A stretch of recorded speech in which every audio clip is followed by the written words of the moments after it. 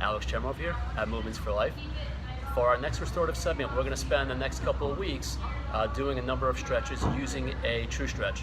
If you've never used a true stretch before, the key advantage of using it is that you have 4 anchor points that you can anchor each hand and each foot so that you can really focus in on the mobility element and not the stability. If you're too unstable, you can't get into the mobility of body. The mobility work is then done afterwards. Once you gain this newfound range of motion, then you can reinforce it by doing your stability work afterwards.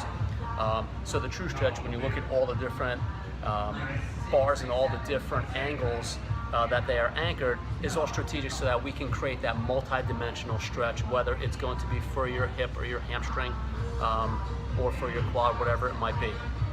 So for today, we're going to focus in on your calf. Now, it's important for your calf, we have to talk about gait and transformational zones, because to stretch your calf optimally, you have to focus on your front footing gait, so your transformational zone 1 or TZ1, and then your transformational zone 2 or TZ2, which is your back footing gait. So as it relates to my front footing gait, my foot is anchored fixed on the ground, and then my tibia has to go over a fixed foot, which is going to put a lot of load onto that lower calf Achilles region. So I can replicate that really well using the base on a true stretch. So perfect vantage point that you have there. You can see how this base is pitched, kind of like a reverse ridge line on the roof, right? Instead of it peaking and the roof coming down, this is the opposite. Everything is converging down.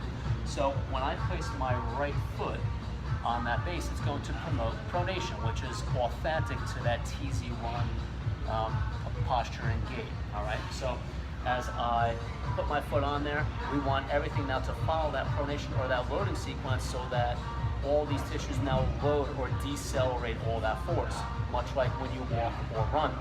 So I'm just going to drive my knee forward and in, and just creating a nice loaded stretch, nothing too crazy.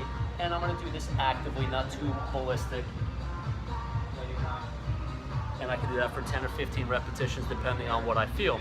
So this active sequence is going to be a nice way to prime the body, the tissues, and also the nervous system before you start getting into your activity. Quick side note, sometimes if somebody doesn't feel the stretch in the Achilles and calf, they kind of feel what we call the ankle jam, the front of the ankle by your shoelaces. That's just the tibia not gliding properly on that talus.